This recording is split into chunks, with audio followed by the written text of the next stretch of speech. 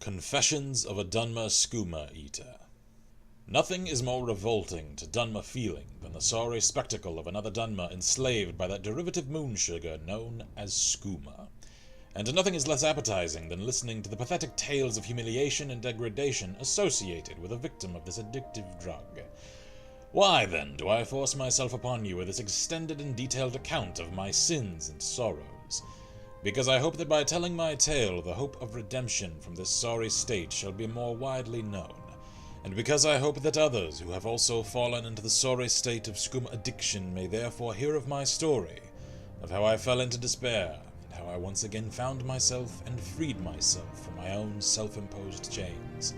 Because it is widely known to all Khajiit who may be expected to know that there is no cure for addiction to skooma, that once a slave to skooma, always a slave to skooma. Because this is widely known, it is taken to be true, but it is not true, and I am living proof. There is no miracle cure. There is no potion to be taken.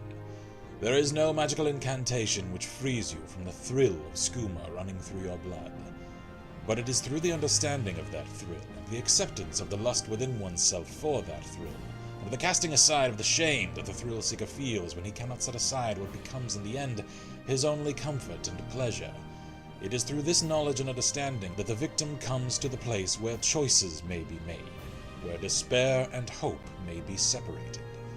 In short, only knowledge and acceptance can deliver into the slave's hands the key that opens his shackles and sets him free.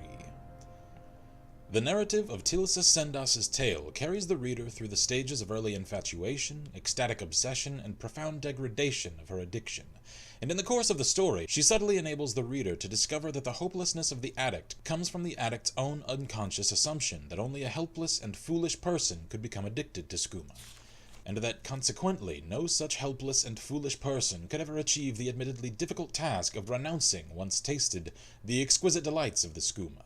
Tilsa Sendas shows that once the addict overcomes the burden of her own self-despising, that there is the possibility of redemption. And against all of society's dearly held beliefs, she says that it is not altogether clear that the addict should renounce the sugar, but that it is only one of the choices that the skooma addict must make.